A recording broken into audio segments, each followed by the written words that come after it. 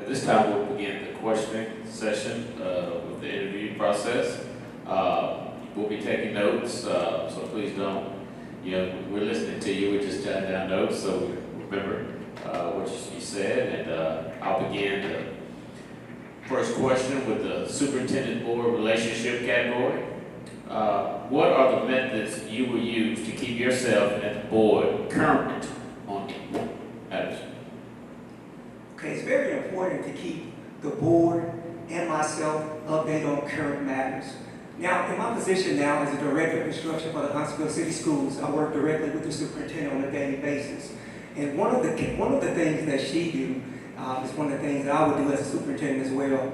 As you know, we get weekly updates from Dr. Mackey. So Dr. Mackey sends out weekly updates with legislation and other important issues from the State Department. For example, we've been working on the Alabama Literacy Act all year. So each week, Dr. Mackey and Dr. Davis, who's the assistant superintendent, they send out information on a weekly basis. So my superintendent shares that with me over my area, and I make sure I share it with the board, I share it with the curriculum specialist, I share it with all 26 principals that I supervise. So that's the first thing. As I collect information from the State Department, as I collect information from legislators, I'll have an open and honest conversation with the board. I believe that all information is good information to share with the board. I believe the board needs to be informed of all legislation, all initiatives, all ideas, and everything. So one thing I would do, once I receive that information, I'm not sure if you're familiar with it, when I create s'mores, that's something I picked up a few years ago. So inside of my s'more, I will put information, important details that I need to share with the board. So I will put it in a s'more. I also talk to them verbally. I will put it in an email. And also we need to do presentations at the board meetings.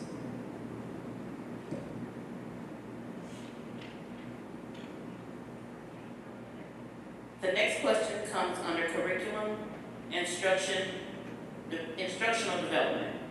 How would you determine the strengths and weaknesses of the instructional program, and how would you go about making changes in the instructional program?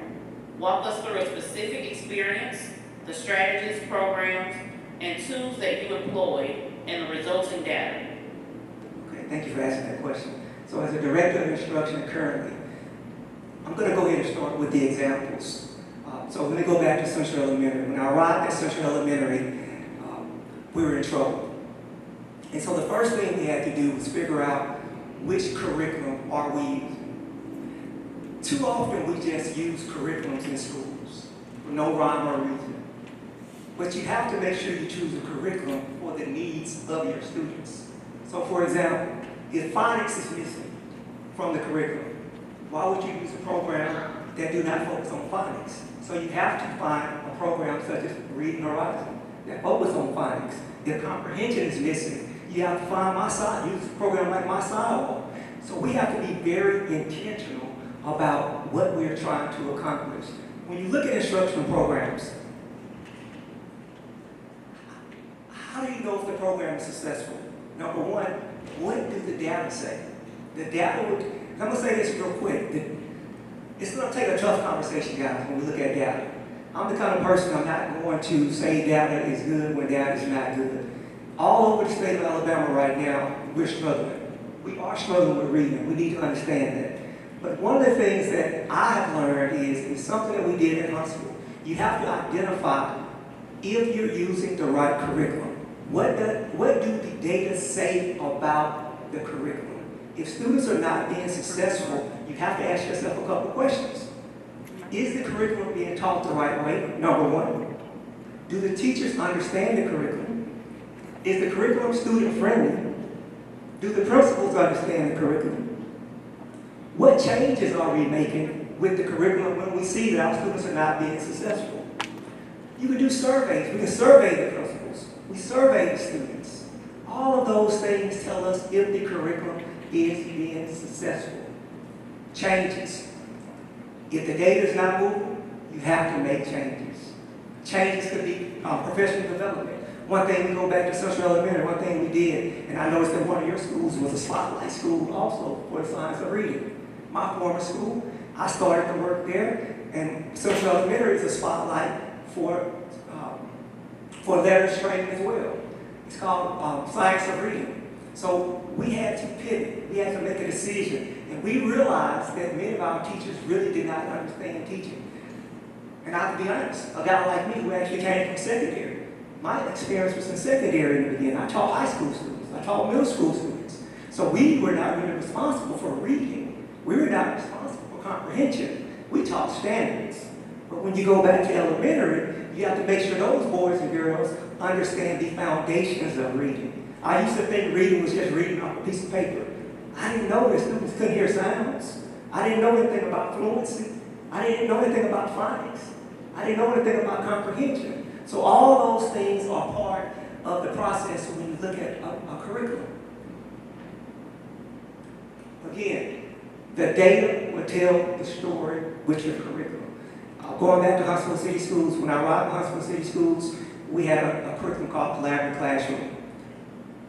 The principals didn't understand it. The teachers didn't understand it. The teachers had to pull a variety of additional resources. That's a struggle for any teacher. Teachers will tell you today they want a curriculum that's user-friendly that they can use. But we realized that the curriculum was not really conducive to learning. So what did we do? We actually took the guidance of the State Department. As many of you all know, we just went through an ELA adoption, and we also went through a MAP adoption. So we went with one of the Literacy Task Force options and chose the best option for our students.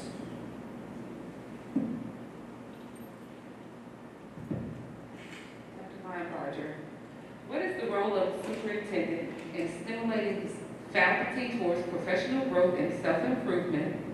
Outline the types of programs you feel will provide adequate professional growth and development for the staff. Yeah, this is a great question. And let me say this before I answer this question. Professional development is extremely important. But one of the things, I could have just come up with a lot of fancy answers, but guys, I'm not going to do that because I know that we have a strategic plan in place with the Selma City Schools right now. There's a 5-year plan in place. And all I've been able to do is read the 5-year plan. And it's an excellent 5-year plan, by the way. I'm going to be honest with you. I've been part of 3 of those strategic plans. The plan is excellent. The information in the plan is excellent. The strategies, the action steps, all of the ideas are there. Everything, the framework, the blueprint is all there. I give Selma City Schools credit for it. That's really for me to applaud you guys, because that's an amazing plan. But this is the question that I have. When I think about professional development, the first thing I want to do is have a conversation with the leadership team that's already in place. I want to have a conversation with the board members.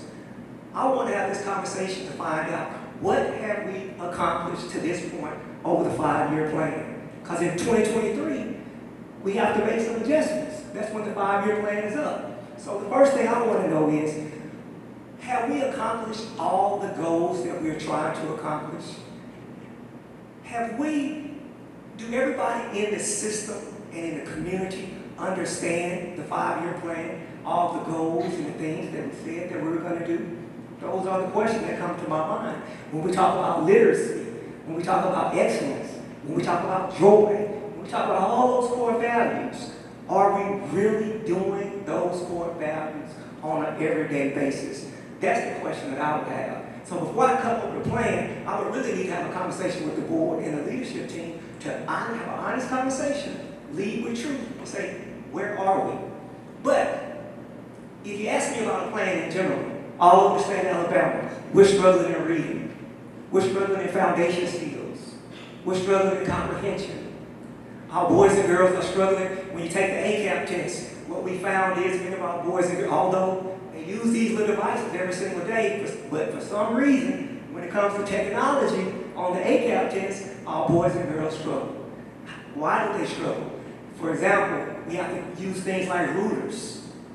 They use digital rulers on the ACAP. They don't use it like we're in school. They have to go use a mouse and they have to use a digital ruler to measure when they look at their different writing samples. They're not looking at writing samples on paper, they're looking at writing samples on a computer screen. And again, even my son told me, he's a junior in high school, and he said basically it's endurance.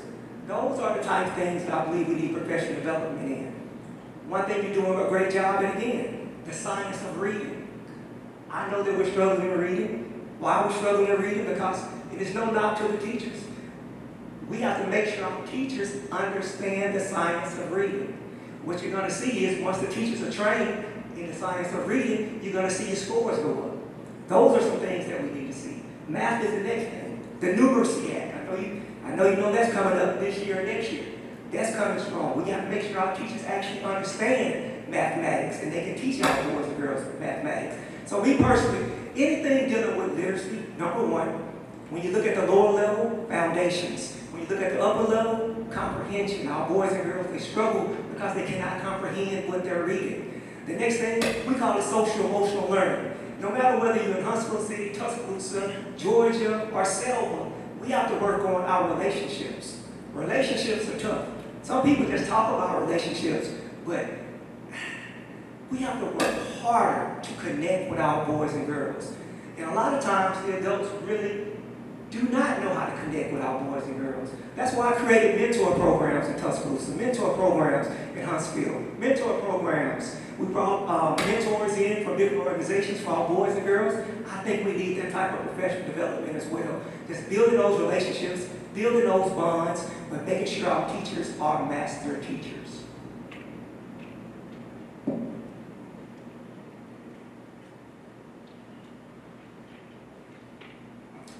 Dr. LineBarger, I have a question under curriculum and instruction development as well. Given your research of Selma City Schools, what innovative strategies and approaches will you employ to increase student achievement, quality of education, facilities, and effective use of funding? What does this plan look like? What will be the proposed outcome for Selma City Schools? Okay. So again, achievement. The plan is really laid out in the framework of excellence. Again, we already have a plan in place, unless the board tell me that plan is not a good plan. I don't think anybody's going to say the plan is not a good plan. I think the plan is a great plan, and I think we have to make some adjustments. We may have to pivot in certain areas. So when we look at those categories that you mentioned, achievement, that's one of the biggest problems that we have in the state. And it's not just Selma City Schools. Even when you do research and you look at achievement, for example, when you look at reading achievement all across the country, most schools are really right at 40% achievement. That's not impressive, but most people say that's great. I think we can do better. That's a focus. And how do we do better with achievement? Principal Kafele says it's an attitude gap. And I know people are going to take this the wrong way. People spend too much time blaming students on why the achievement is so low. No, it's us as adults. We have to change our attitude gap about education. Number one, we have to prepare ourselves as educators. We have to believe that our boys and girls can be successful. Even when I was considering, when I was planning to prepare for this position, I had so many people saying, all they came up with was telling me the negative. All they came up with was saying, well, you know they're shooting down there. I'm like, my God, they're shooting everywhere. Have you looked at the news? It may be a lot of shooting here, but if you look at other areas, I know we're shooting in Tuscaloosa for sure. I mean, so that really wasn't something that just stood out in my mind. But what I think about the achievement gap. How about let's bond with the students? Let's build true relationships with the students. Let's make sure we teach at the highest level. Let's find out why our teachers are leaving. How do we get those teachers to come back home to Selma, to build those relationships, to build those bonds, and to, I call it, they will be what they see, to model the great behavior, to be examples of excellence for our boys and girls. So that's something that I would do as far as achievement gap. I believe all students can learn. I believe all students will learn.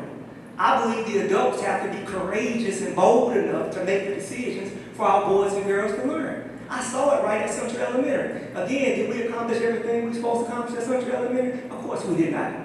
But did we get recognized as a class management school in 2017? Yes, we did. Did the superintendent brag on Central Elementary right before the pandemic and say how we moved our second grade data? Yes, he did. So we can actually do it. And the boys and girls are moving in the right direction. When you look at facilities, I know we have a limited budget. We have a limited budget in most places. The main thing is, I think we should do analysis of our facilities and to make sure that we are using our funds, adequately and equitably across the board to make sure our boys and girls have the right things that they need. I know we have the one-to-one initiative, making sure they have the computers, they have the devices they need, make sure they have, we call them top-notch libraries, make sure we have libraries with great books in them, books for boys and for girls. Using initiatives like Maya to make sure we increase reading all across the board. So those are some of the things that I would do that I think is important. I think I missed one there. Facilities, education, and achievement. But I think everything revolves around the achievement gap. Again, I'm going to put that back on us as adults. It's up to us to make sure our boys and girls can learn. Thank you so much. The next question kind of piggybacks the previous. Given your research of Selma City Schools, what are the top 3 priorities to produce measurable outcomes in student achievement, quality education, facilities, and effective use of funding? Talk about your past experiences and successes in these areas, and we're looking for the top 3 priorities. Yeah, I think I mixed my questions up there a little bit. Okay, so when you look at the top 3 priorities, number one, I've already talked about it a little bit, is student achievement, guys. It's all about student achievement, about proficiency. So my goal is to make sure that we are growing our students. If students are coming in our buildings every day, it's up to the teachers, it's up to the principals, it's up to the superintendent to make sure those students are growing. If those students are not growing, we have to do a reality check. Why are they not growing? If a student comes in knowing only one letter, it's up to me, it's up to the teachers to make sure that they learn 10 letters. But too often we skip over these things. We say, okay, the student they only know one letter, so there must be something special wrong with it. Nothing wrong with the student. That means the student needs additional instruction. They need intervention. They need encouragement. So that's number one, is to make sure that we close the achievement gap. And as I mentioned, it goes back to the attitude. It also goes back to professional development, making sure that our teachers and principals actually have the skill set that they need to move our boys and girls. Achievement gap. The next one is, again, facilities.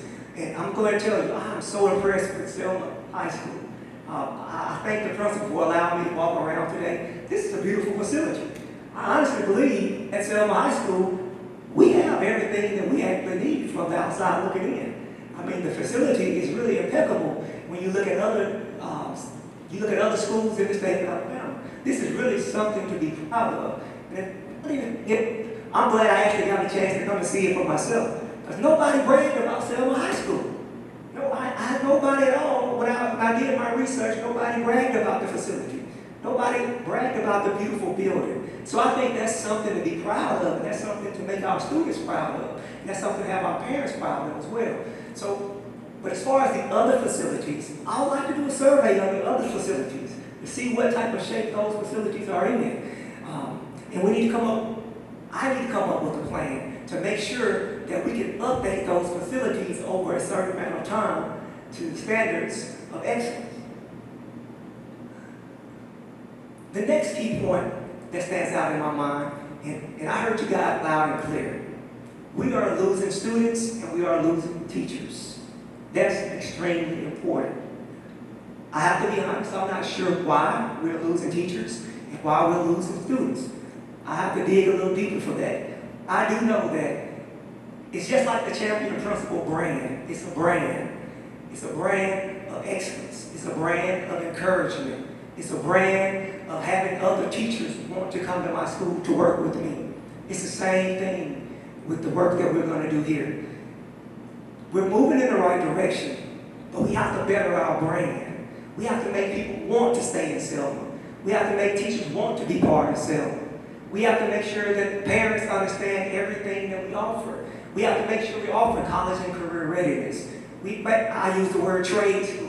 We have to make sure we have a trade school type option. We must offer ACT boot camp for our boys and girls.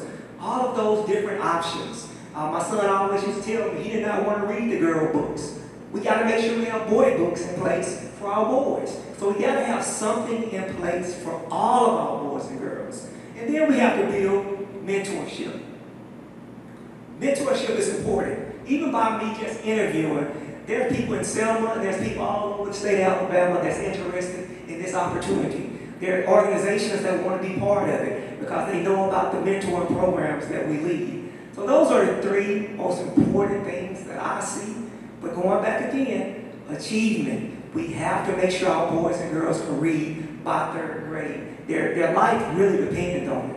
This is the only way that we're going to keep them safe, keep them out of the streets, and most definitely keep them out of the cemetery, and provide a wonderful building for them.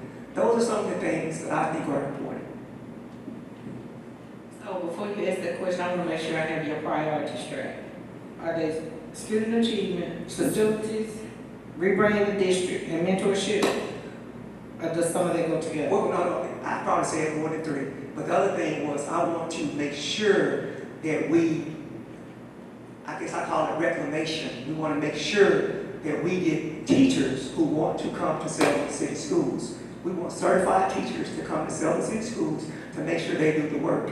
We do not want our teachers to leave to go to other places. Also, the last part of that was enrollment. I believe we can do better with enrollment. I know some parents choose to leave for whatever the reason may be. It could be for employment, or it could be they believe that another school system is a better school system. I believe through our branding, we can stop that. Thank you.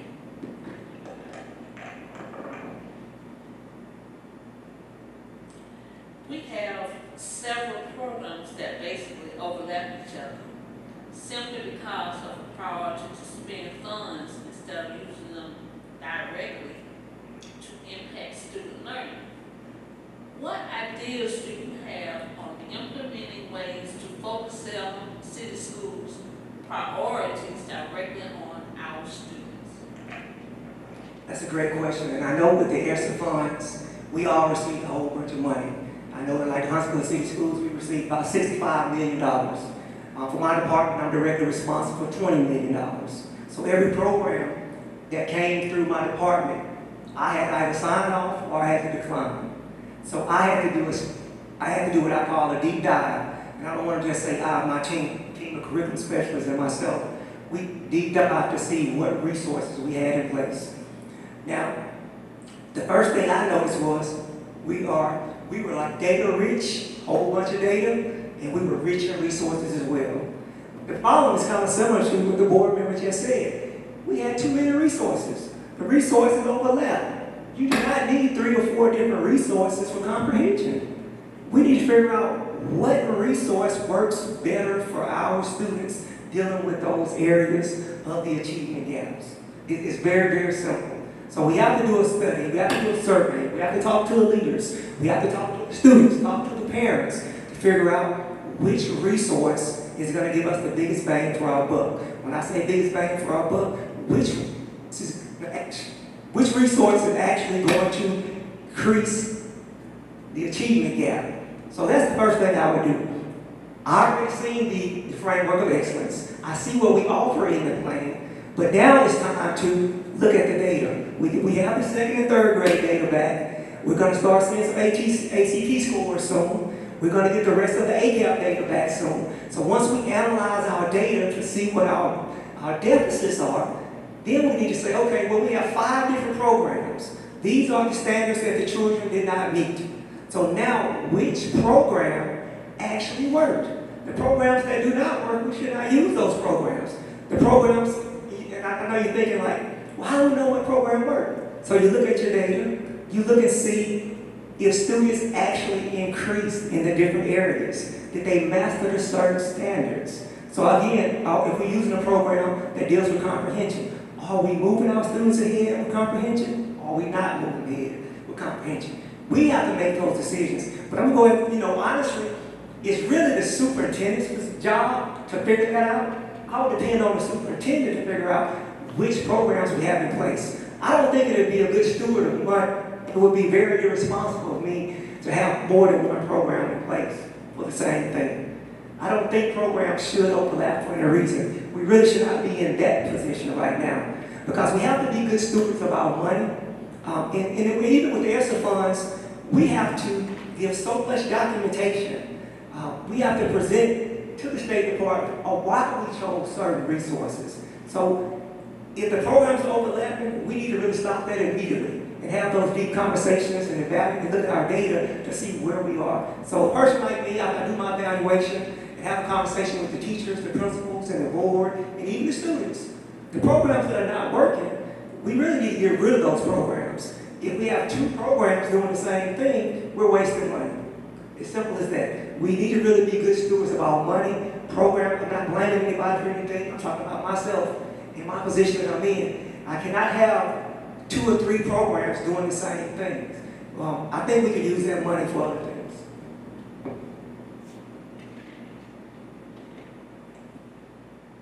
Thank you. My next question for you is, in the past 5 years, Selma City Schools has lost a lot of teachers and personnel for various reasons. How can we implement programs that value employees while maintaining our focus on student achievement?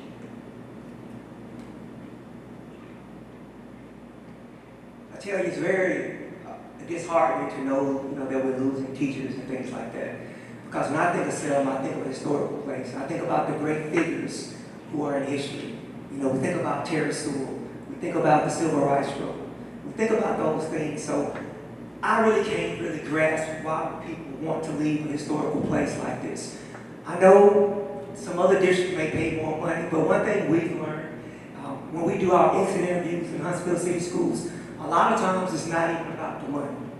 A lot of times, some of our teachers, they quit their principals. That's the most important thing. That when you look at teachers leaving, the relationship between the leader, the principal, the relationship between the teachers, the relationship between the students. If teachers do not believe in that principal, they're not going to support the principal. If the students do not believe in the principal, the students are going to cut up. Those are some of the things that we just have to make sure that we do. We have to have the right leadership in place. And that's hard work, being the right leader.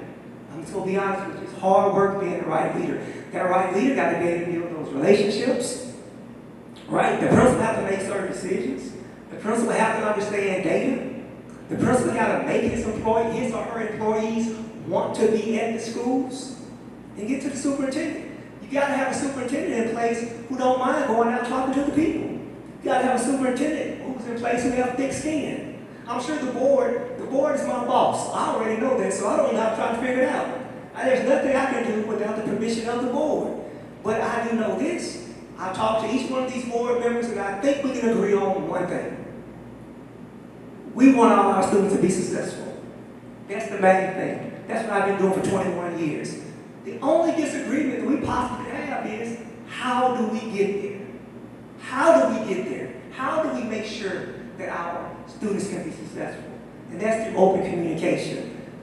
That's how we stop people from leaving Selma, by having open and honest conversation, treating our people right. That's important. Having organized and safe schools, having the resources in place, and telling the people thank you. It's not a dictatorship. We have to make sure that we treat our teachers right. We got to make sure we treat our parents right. We got to be able to have conversations with our parents. We got to come from behind the desks and the walls and actually talk to the parents and see how we can support those parents and students.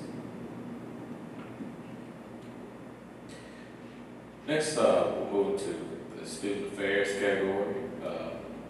My question is, what is the role of extracurricular activities other than athletics in the educational program, and how do you feel about no pass, no participate? Well, let me start with the last part. No pass, no participate. That sounds like something my mom used to tell me when I was in high school. And, I had dreams of going to the NBA. But as you can see, I stopped growing. So she did me a favor. I remember like it was yesterday. Her no pass, no play was if you made a seat. And I can remember when I went to try out for Tuscaloosa County High School. I had a C average or whatever. And she ended my hoop dreams immediately. She said, well, son, you gotta go to school. You gotta go to school. Because you're not doing your work and you stop growing, so go ahead and give it up. So that's what she told me. So let me say this. You know this, and you know about my background. I believe in education. I believe all our boys and girls, they need to make the grade. There's no way around it. In order to be successful on the football field, the basketball court, you have to be successful in the classroom as well. There's no need to be playing basketball if you're not going to be able to go through clearinghouse. That means if you're not going to have the ACT score, if you're not going to have the grades, why put all that time into sports if you're not doing everything that you're supposed to do? Let me back a little bit before people get upset with it. Because I know we got some great athletes. I know we do. All through the black belt, Tuscaloosa, Huntsville.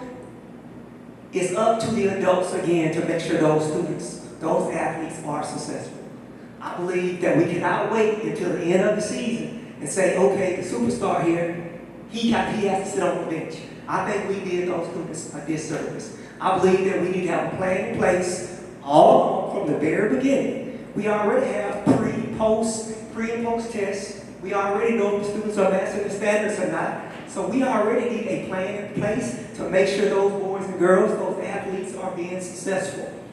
So I do believe that students need to be successful in academics to play sports. I believe we're doing them a disservice. I believe it's important because sports are complicated right now. Students must understand the plays. So you have to have the intelligence to understand the plays. When you get out there to Dick Saban, you can be the best athlete in the world. But if you do not know the assignment, if the DB do not know what they're supposed to do, he's going to bench them. Guys, that's why you see so many superstar players, when they make it to the University of Alabama, they sit on the bench. When they came out of college, they was a four-star athlete, then they disappear. Then when they become like a junior or a senior, all of a sudden they finally caught on. So it took extra work. So my thing is, we have to make sure those athletes have the resources in place, the encouragement, and we have to hold them accountable. No matter how good they are, we have to hold them accountable, provide the resources for them. When we talk about extracurricular, it's not just sports. Being in Huntsville City Schools right now, we have tons of extracurricular activities. Robotics, STEAM, Lego clubs, and it goes on and on. Art club, music club, all those are important. Strings club. And some people may think it takes a lot of money. It really does not take a lot of money. We have so many talented staff right now. Have talented people who play different instruments. You have artists. I was in the library for those 2 hours, so I was being nosy, and I see artwork in the library and things like that. We have artists right here in Selma City Schools who can actually provide clubs for our boys and girls. So extracurricular is important. Extracurricular may be one of the only reasons why boys and girls want to come to school. My son, he's not crazy about the math teacher, but he like, what he call it, computer. He like computer science, along with his video games and all that kind of stuff. So that's what keeps him in school. So he'll go to the computer science class, he'll go to the forensic science class, but then he also go to his English, his math, and those things. So extracurricular is extremely important. Don't are the days where we can just tell the boys and girls, hey, just go read and write. I got news for you. That's extremely boring. Our boys and girls need more than just reading and writing. They need sports. They need robotics. They need different logistic type classes. We need to expose them to activities such as the Great Handshake. That's something I created when I was at Central Elementary. It teaches them the soft skills that they need. Even at a third, fourth grade level, we teach them how to interview. We teach them how to shake hands. We teach them how to look people in the eyes and things like that so they will be ready for their interviews. So those are some of the things I think are important.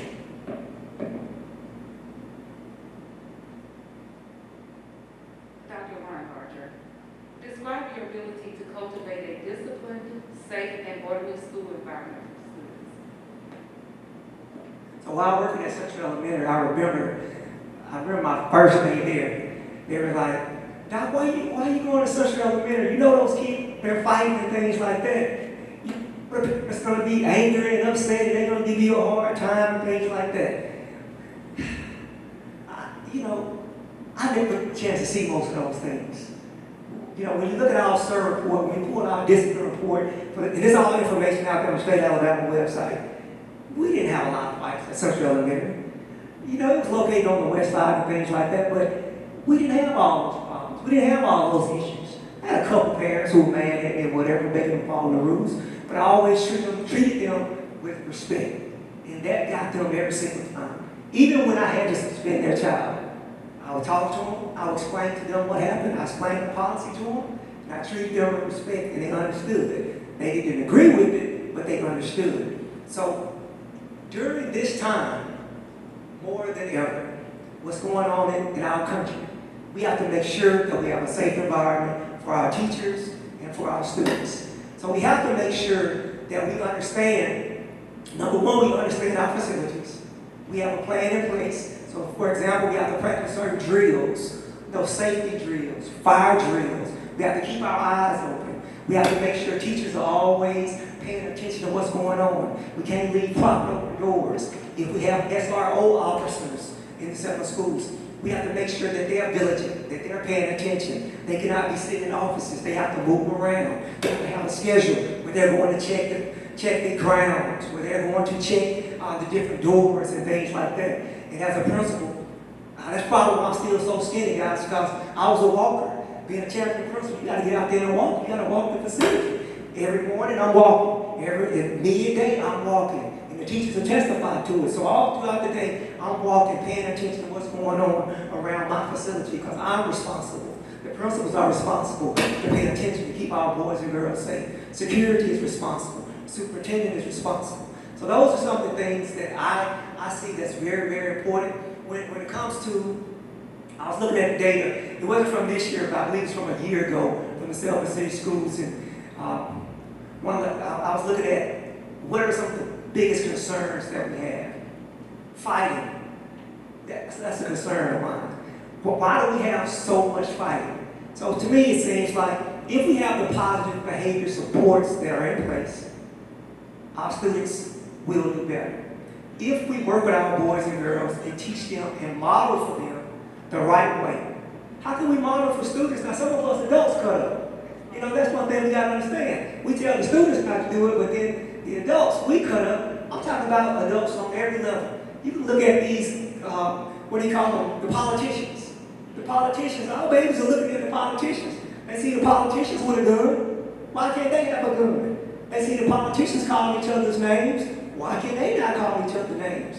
So I believe in they will be what they see. I believe in modeling best practices for our boys and girls and showing them. Although I'm upset with someone, I don't have to raise my voice and I don't have to treat them wrong. So those are the type of things that I think are important. Modeling good behavior.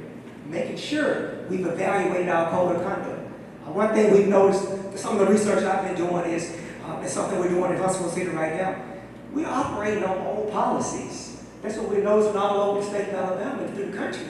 Some of these policies still talk about beepers. These boys and girls do not know what a beeper is. A beeper was around when I was a young person. So there's things like vaping now. Those are the type of things that we're worried about now. So we have to make sure that the right policies are in place. We have to make sure the right procedures are in place. We have to make sure that the principals, the teachers, and the students understand the policies and procedures. A lot of times we're interpreting things wrong. One principal may send his child home 5 days for fighting. The other principal may send the child home 1 day. Those are inequities. We have to make sure that we're on the same page with those things. But how do you stop all of those things? How do you stop fighting? How do you stop? There was a high number of distractions I read about as well. There was a high number of others. We have to create a positive learning environment for our teachers, for our students, and for our parents. It's as simple as that. We're not running the military. We're not running the prison. The first thing that comes out of our mouths should not be how bad students are. We all made bad decisions. Dr. LineBarger made bad decisions coming up. Even as an adult, I made bad decisions. But we want someone to respect us, to treat us right. And guess what?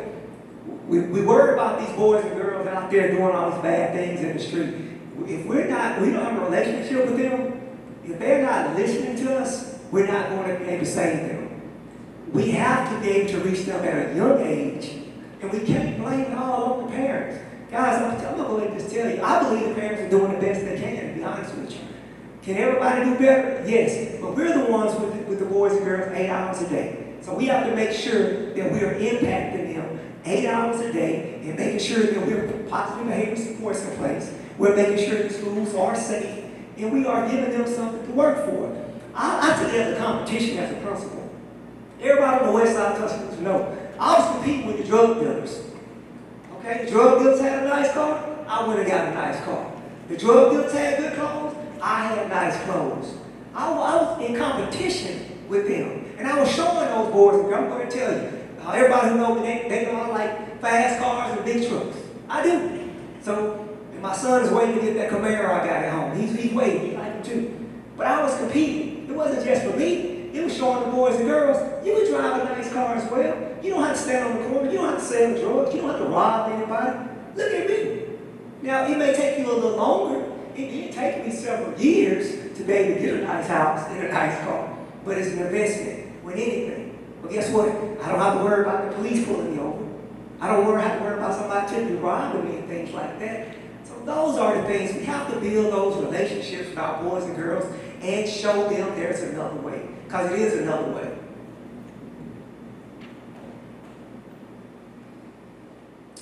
Next question. What steps would you take to increase student enrollment and decrease student loss? Give examples of times you have been successful in a similar effort and what were the outcomes? Yeah, that's a great question. I kind of spoke on it a little bit, so let me go back to Central Elementary. I remember when I first got to Central Elementary as a principal. And those who are familiar with Tuscaloosa, you may be able to attest to this. Nobody knew Central Elementary existed at first. Nobody, although it's right there beside Westlawn Middle School, most people didn't even know Central Elementary existed. We were losing students. Parents were not supportive. So what did we do? The first thing we came in, we did a treasure hunt to figure out what the problem was. Why were students leaving? Why were they trying to go to Oakdale? Those who are familiar with Tuscaloosa. It seemed like they were fleeing away from MLK Elementary and they were fleeing away from Central Elementary. So this is what I found out. Number one, although I love the principal who was there, but the principal who was there did not have the same kind of time that I had. So I had additional time. I was able to come to the school early and leave the school late. I was able to build relationships with the parents, the students, and the community partners.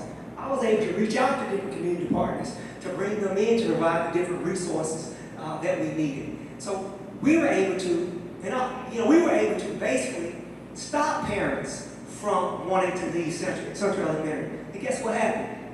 It's a good thing, but it backfired on us. We started getting parents who wanted to come to Central Elementary. The parents from the other schools, some people say it was because we had great teachers and we had different programs in place. But some parents that straight out told me, I want my son to come over there with you.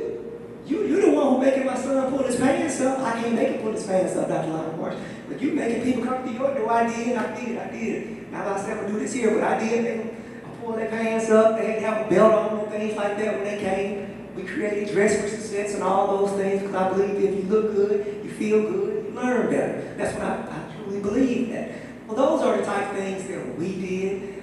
We also made sure, say for example, I know we had like 40 students who were missing in action. Same thing you see during COVID right now. We're still missing some of our boys and girls. We don't really know where they are. So we have to make sure we have an attendance plan in place, doing those phone calls, making those visits, getting the social worker involved, getting the counselors involved. Let's go find our people. That's the most powerful thing that anyone can do is by picking up the phone, having a conversation. Hey, where's Chris at? Why is Chris not coming to school? Those are some of the type of things. And again, making your district marketable. Again, we made Central Elementary marketable. As you drive past Central Elementary, tell me what do you see? Well, what do you see? The district believed in Central Elementary so much. It was the only school in the whole district that let a principal create a sign. When you ride by, it was something that said Docs 5. It was the 5 characteristics that I created. It was the whole sign. The school where champions were made. You all know Tuscaloosa. It wasn't about champions at Central Elementary. We actually put a plan in place to make students and parents and the community believe that they were champions. It wasn't just a champion principal, it was a champion learning community. And the whole entire district bought into it. And that's what made our school marketable. That's what Also, hire some of the best people. We had teachers who wouldn't think about Central Elementary. They were running from the west side. Those of you who are old enough to remember that. They were running from the west side of Tuscaloosa because the whole image was they dumped the bad teachers on the west side. But what we saw was, in teachers from all over the district, black, white, all types of teachers who wanted to come to Central Elementary. And again, it goes back to the brand. I believe it's the same reason why you would go purchase a Maserati or something like that. It's for the brand. Why would you go get a Mercedes? It's for the brand. Most people they don't really know how well those cars drive because most of us never had one, but it's all about the brand. So you want excellence when you purchase any product, and that's how we get our boys and girls to come to our schools. That's how we get our parents to come back. It's what we offer our parents, and it has to be excellence.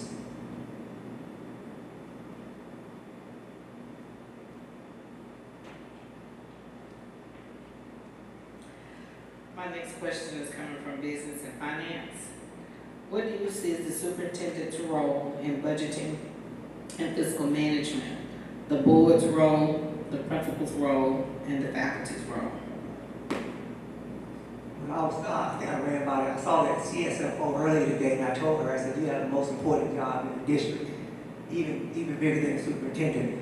I believe that before I get to my part, I believe it's up to the CSFO to make sure that we work together to have a balanced budget. It's up to the CSFO to make sure, it's like balancing a checkbook, to make sure that our checkbook is balanced and making sure that it's in positive and not red. I think that's a very, very important job. As far as my job with the day-to-day operations, I'm totally responsible for the finances. I'm thankful for the Huntsville City Schools for allowing me to have a budget, to be in control. I used to joke with my superintendent now. I was like, when I came here, he told me it was about instruction. I said, but when I arrived, I found out my position covers everything. And she did me a favor because she helped me understand the day-to-day operations of the superintendency. And that includes the budget. As I mentioned earlier, I'm directly responsible for $20 million in ESSER funding with the Huntsville City Schools. Just like you, we had to create an application to the State Department and create a plan of how are we going to spend all of those dollars. Second thing with Title I, we have to have a Title I plan in place. How are we going to spend our Title I dollars? All 26 principals that I supervise have to go through my office. There's nobody else. I have to approve or say this is not well spent dollars. I have to say, okay, well they may be asking me to purchase a certain program, like Social Studies Weekly or something like that. I have to have the knowledge base to say yes, I approve, or I have to have the knowledge base to say no. I'm not going to bring anything to the board that I'm not comfortable with that's not directly related to student achievement. So as a superintendent, I have to be the big holder of the check, make sure funds are being spent correctly. It's being fiscally responsible, making sure our budget is healthy. I have to work with the CSFO, and that person will be my best friend, whether you know it or not. We're going to have to meet a lot until I get it, until I understand it, until I'm comfortable with the decisions, because I cannot bring anything to the board that I do not understand. It's very important to make sure we have a balanced budget. It's very important that we come up with strategic ways to bring additional funds in. It's very important that we understand the ESSER funds will be running out. It's not going to last forever. That's why it's important when I attended the turnaround. The governor has a turnaround conference. She chose 15 schools. On Monday, last Monday, that's where I was. We have to make sure that we take advantage of opportunities like the turnaround model. We have to take advantage of all the grants that the State Department have. I was listening to the assistant superintendent. He was just saying, Terry Rowland, he was saying, I won't believe how many hundreds of thousands of dollars school districts just leave on the table. He said 9 out of 10 times they don't apply for it. He said not only that, even when they get title funds, they don't use the title funds. And he said even with ESSER funds, people don't want to do the paperwork to make sure that they can actually use the ESSER funds. So those are the type of things, when I look at my position, I have to make sure that we're using our funds appropriately.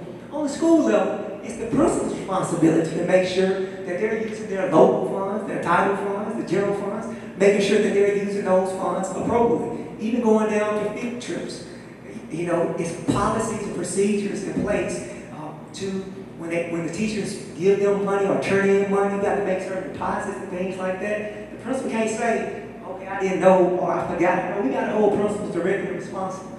They know what the policies are. They know that teachers are supposed to turn in the money. They know that they're going to use certain funds. And it's up to the principal. But it's up to me and the CSFO to make sure everybody's trained as well. Having a healthy budget is extremely important. I look at it like my checkbook. My checkbook ever going negative, a problem faint. We have to make sure that we are responsible.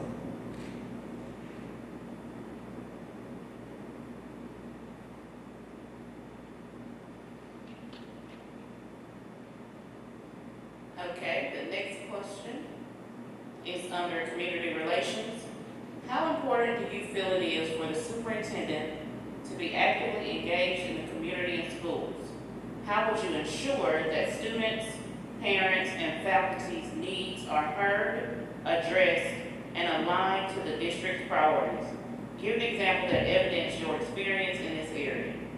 That's an excellent question. I really do not believe we can be successful without the community. I don't think we can be successful without our parents. I just don't think that's probably possible. We need everybody to play a role. It's extremely important for the superintendent to be actively engaged with the community. The parents are not going to support someone who is not approachable. So that's extremely important. Even as a principal, that was one of the reasons why we were so successful, is because I was the type of principal who was not in his office all day. I'm in front of the school, and I know some of you probably looked at my Facebook and you followed me back and looked at different, so I don't have to make this up. You know I was actively in the community. You know I'm still I play an active role in the community now. So I think it's important that the superintendent is out front. The beautiful thing about Selma is that we only have a few schools. I think it's very possible for the superintendent to be very actively engaged in the community. I think our superintendent can attend games. A superintendent can visit the schools. Why can't we not? I mean, what else are we doing? I think the superintendent can get to know the 2,000 plus students that we have here. So I think it's very, very important that the superintendent is actively engaged. To me, I look at the superintendent like your politician.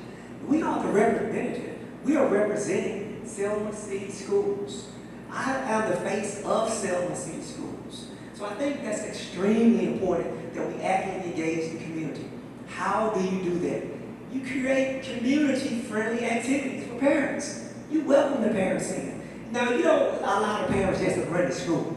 That's why we have a principal. But you do have activities and events. We build our PTAs. Even if the PTA cannot raise a lot of money, that does not stop parents from coming and participating. You get the parents to participate in your school improvement plan. That's very important. You'll be amazed how you can empower a parent if you ask them what their opinion is. What do you think about teaching and learning? Some people think parents don't have any feedback or input, but yes, they do. They care about their boys and girls just like you and I. So creating different activities. One of the things that we did at Central Elementary, I like talking about Central Elementary because that's where a lot of my work was done. You guys have, in your strategic plan, it says Parent University. We created like a parent cafe. It was a parent cafe when you first go on Central Elementary, you look to your right, there's a whole room with computers. We had a job board. It's a place where parents can come and sit and get on the computer. They can type resumes, they can look for jobs. If a parent had to come up there for their child, they didn't just come to the principal office. They got a chance to go sit down in the cafe first. Go drink you a bottle of water, go drink you some coffee, calm down first. And we have teachers come by there and speak with them. It was very open. My parent involvement coordinator was able to work with the parent. But way before the parent made it to me, for the bad news, they met like 3 or 4 other people. And so by the time they got to me, everything was all right. So just creating different activities for our parents, welcoming the parents. Sports is big. I know I've heard the word sports several times. I love sports. So I'm sure I'll be attending sports events as well.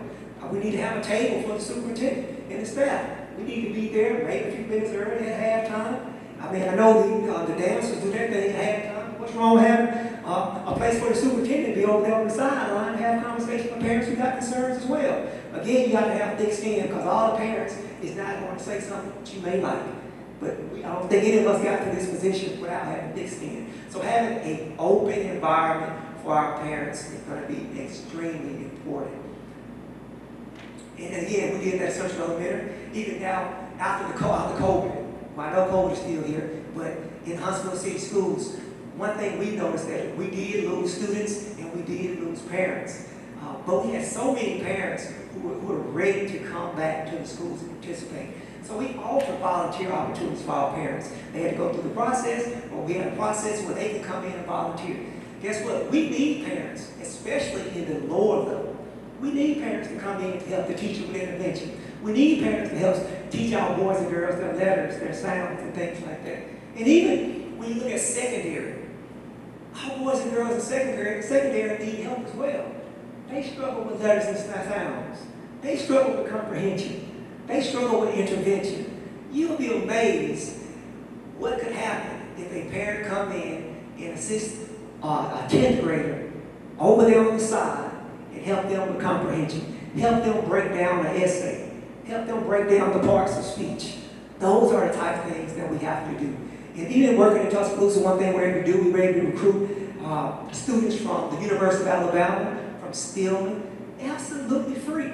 A lot of these things don't cost money at all. There are a lot of business people, there are a lot of college students who want to come and take part.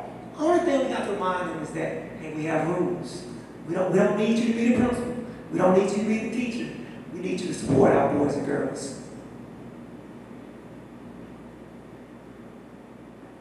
Dr. LineBarger, based on what you know about this community and school district, what challenges do you believe our district faces right now? The things that I know about our district, there are some things unique to Selma, of course. You know, we have a high level of poverty. But, you know, when I look at poverty, there's poverty in many cities. We do have, unfortunately, we may not have a lot of businesses and things like that to provide the support that we need. But we can only control what we can control. So some of the issues that I see is the same issues that I see in a district like the Huntsville City Schools. The same thing I see in Tuscaloosa. Guess what? Our boys and girls in all three of those districts are struggling with reading. They're struggling with proficiency. It doesn't matter if we have a $65 million budget. Guess what? We have a group of students. Let me say this.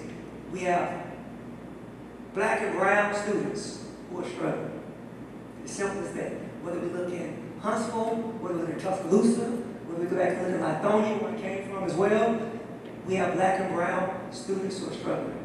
More specifically, the boys are struggling even more than the girls. That's the biggest thing that I see right now. And we have to stop that. We have to figure out, no, it's not figuring out. We honestly know what the issue is. We know what the problem is. If students are struggling with reading, we have to have skillful people in place to make sure that they're teaching reading successfully. You cannot teach reading if you do not understand the science of reading. It's going to be very difficult. Those are some of the type of things that I see. Let me go back to your question. That's one challenge. It's literacy. The next challenge, I was looking at the data from a couple years ago. Our math data was even lower than our literacy data. We have to make sure that we are working with the Alabama Reading Initiative. I have a great relationship with Ms. Rutledge-Bill, taught me a lot of things, and I had no clue about reading. I'm thankful to her. We have to make sure that we work with the Assistant Superintendent, Terry Rowland, who's over school improvement. We have to make sure we collaborate with them. We have to make sure that we are actually accepting the guidance of the Literacy Task Force that supports staff, the information that the State Department is sending out. That's how we close that gap. That's what I see is one of the major problems. Reading, mathematics, we already talked about the exodus of teachers. We have to rebrand all for our teachers. You know, I call it reclamation. We have to make sure we convince them that they should come back, they should give back to their community. So those are some of the type of things, getting parents involved, making sure that we're using our funds correctly, making sure we don't have programs overlapping. And the last part again, it's hard to close achievement gaps if we're not teaching at the highest level. What do I mean? And I'm not saying teachers are not teaching at the highest level, but we have to make sure we're preparing our teachers to teach at the highest level. The superintendent has to perform at the highest level. The superintendent, especially in a district, it's a small district, the superintendent has to go out and build morale, encourage principals, encourage students, encourage teachers. I'm directly responsible for 26 schools right now. I'm directly responsible for 13,000 students right now. That's a lot of folks. So a lot of times, I can't get out to all 26 schools. But when you say 10 schools, of course you can get out and build relationships with 10 schools or 9 schools, the different principles that we have in place. Of course you can go visit classrooms on a daily basis. It's building those bonds, building those relationships, and talking to the community partners. A lot of people I do not even know from Selma, but just applying for this position, I can't tell you how many people. We talk about great people who are right here from Selma, who reached out to me, and they're interested in the work that we're doing. They want to be part of the Selma City Schools. We just have to open the door for them.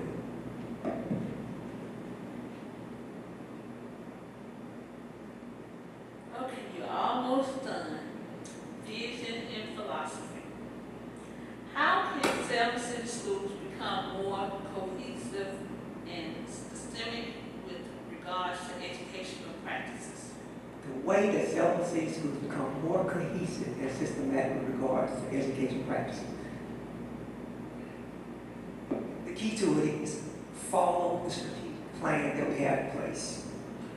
We have a framework of excellence. We have a strategic plan where the community came in, the board came in, community leaders came in, parents came in, and we created a blueprint. Again, I ask myself a question. Have we followed the strategic plan that we said that we were going to follow? We become cohesive. It's just like a football game. This is our blueprint. This is our plan. We have to make sure that everybody on all levels understand the plan that we have in place. We have to make sure the plan, we carry out the plan to fidelity. That's how we are successful. If there's things in this plan that we do not carry out, there goes the problem. That's why we're not cohesive. We agree that we have a framework of excellence. We all agreed on that. So we have to make sure that we carry that plan out. It all starts with the superintendent. He had a great superintendent in place. I know she did a great job. The superintendent is like the chief coach. That coach, it's up to the coach to coach the players up. It's up to the coach to run the plays. It's up to the coach to make sure that the principals do the things that they're supposed to do. I'm sure the principals are doing a great thing, but how well do the principals understand the strategic plan? Did we all just create a strategic plan and not really follow the plan? Those are some of the things, that's the first thing I would do is have a conversation with the principal. Tell me about teaching and learning. Tell me about where you are in the strategic plan. Tell me about your data. All of those things are extremely important. So to be cohesive, one band, one sound. We can't have everybody going in different directions, doing different things. Everybody we have to have a superintendent in place that the board can trust, that the staff can trust, that's going to make the right decisions. Not just for the photo op. I'm talking about doing the work every single day. In the trenches, doing the work every single day. That's what I loved about being a principal. I was actually in the trenches doing the work every day. The strategy, the plan we had in place, I had to go to the classrooms, observe, and see what was going on. I knew who my great teachers were. I knew who the teachers who were not so great. I knew when I looked at the data, and I noticed that classroom A struggled with phonics, I knew why. Because I spent time in that teacher class. They were not carrying out the program. They were not following the plan like they were supposed to follow. As a principal, it's up to me because I got to call that person in. Let's have a conversation. As a superintendent, you have to have that plan as well. You have to call your principals in. We call them instructional data conversations. All principals should do instructional data conversations to present their data to the superintendent and to the board, and we ask different questions. Now, a lot of times we already know, but we need to know what the principal knows. Because a lot of times we talk a good game as principals. But when we start talking about the students, and we put faces with the students, we struggle sometimes. So those are some of the type of things that I see, but we have to make sure that we're on the same track. It starts with the superintendent. I think the whole plan starts with the superintendent. And it's up to me as a superintendent to make sure that I have an open and honest conversation with the board. We're able to talk, we're able to negotiate. If we disagree, we disagree. And we move in a different direction. We find another option to help our boys and girls be successful. Okay, we're on the home stretch. Eliminating the achievement gap is a must. What approaches would you pursue? What leadership and guidance would you provide to ensure these approaches are properly evaluated and adjusted over time for changing students' needs?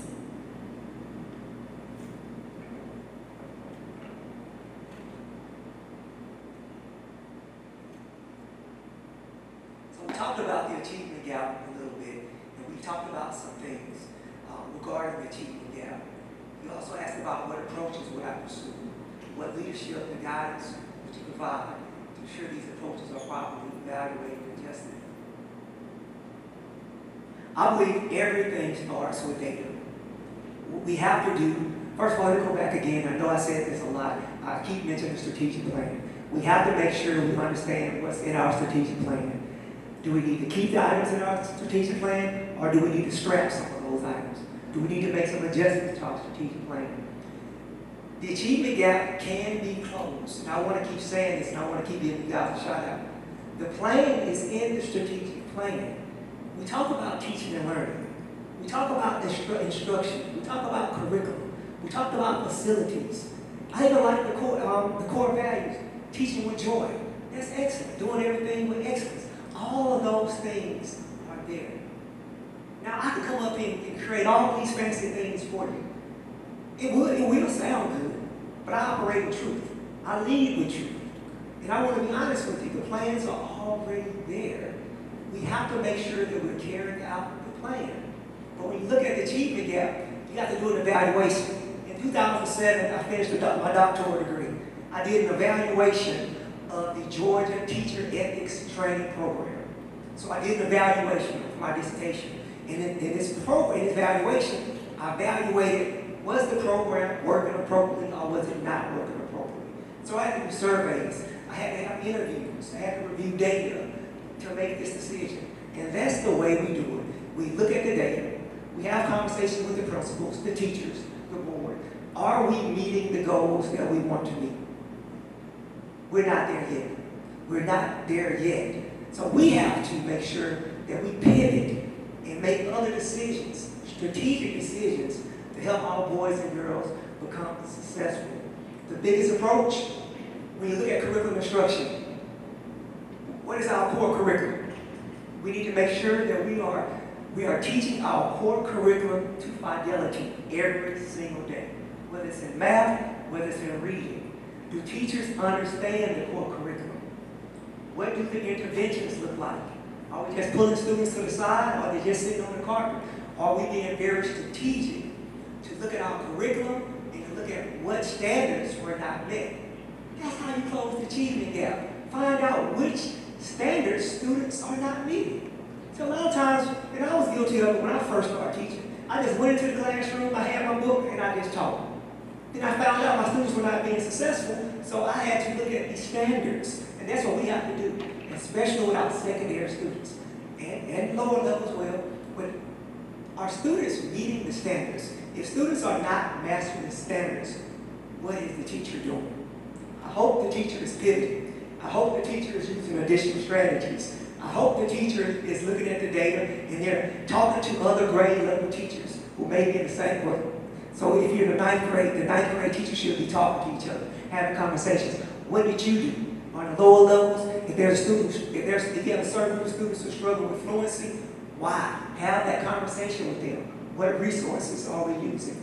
Those are the things that we have to do to close that achievement gap as well. Are we working with the State Department? Are we working with the Alabama Reading Initiative? Those are some of the things, a lot of times principals in a lot of districts, they kind of shy away from the State Department. I shy away from the State Department. I believe they're there to help me. I believe that's one of the best things that ever could happen to me is when we invited the State Department to come in. It was like 20 people from the State Department, from different counties, principals from all over, and they came in and did what we call an instructional audit. And when they came into Central Elementary, they were able to identify some of the strengths and weaknesses that we had in Central Elementary. They were able to identify some of the weaknesses that I had as a leader as well. That's why I need to take letters training, the science of reading. I thought I knew, you out there and get them degrees and you think you know everything. The truth about it is we do not know everything because we're not experts in reading. So sometimes it's good to have outside people come in, you work with the outside people, you collaborate, you have those tough conversations to make better decisions, moving the students forward. So with the program, all you do is analyze that data. Data is just not numbers. Of course, we know that data is doing walkthroughs, observation, evaluating the curriculum. And I just have to be honest with you. If we're not getting the results that we need, it's not working. Something is not working. So we have to pivot and make those changes. All right. So wrapping up, a couple closing questions. First question is, what do you think has been your most outstanding contribution to your present or most recent school system? Yeah, it's funny you say that because my superintendent, when she called me last night, she was like, Dr. LineBarger, we really value you, She said, we pay you good money, so I'm not sure what you're doing. That's what she said. She said, we pay you good money, you got a good position. We take good care of you, right? I said, of course. I said, of course you are. I said, well, this is an opportunity. I have to start considering other opportunities. But the greatest thing that I believe when you look at LineBarger, when you look at my current position, is what I've been able to do with the 26 principals. It's putting that champion mindset in the principals, teaching them a different way. You'll be amazed, a lot of people do not believe in students. Just because we're in different positions, that don't mean we really believe in students. So I was able to, in my faculty meeting, so I have a weekly meeting with my 26 principals. In that meeting, I talk about professional development, I talk about curriculum instruction, and I always give them some motivation. So I give them some a skill set that I use as a principal to encourage them to be better principals. I know you said one, but my impact on the principals. The next thing is changing the curriculum. We noticed that the curriculum was not working in Huntsville City Schools, and the data told us that. We were bold and we were courageous enough to make that change. It was a system, it was a curriculum that was already in place. A lot of people enjoyed the curriculum, but the curriculum was not working. So being able to work with the team to change the curriculum, that was extremely important for me. All right. Lastly, are there any questions that you would like to ask us? I think going through the 20 questions, I think that was enough questions. I think the questions is enough for you guys at this point. I just thank you for the opportunity today to share with you, have this conversation with you tonight. It's been great visiting Selma again. I can't wait to go back and tell Reverend Swift I've been back to Selma, tell them I enjoyed it. You got a lot of great things in Selma. Contrary to what people are saying, when I rode in Selma today and I rode in Selma yesterday, contrary to people believe, I saw a lot of things that I haven't seen before in Selma. I think there's a lot of great things. So congratulations to the work that you've done so far in Selma City Schools. Thank you so much for participating and choosing us and want to be a part of our team. We really appreciate it tonight. Enjoyed listening to your answers and your insight. And, we'll interview the final two candidates tomorrow. And good luck and thank you for making to the 5 finalists and good luck in all your endeavors. And you hear more about the choice later on. Appreciate it. We really appreciate you. Thank you so much. Thank you. Thank you, Team Selma. Thank you, parents and all. Thank you.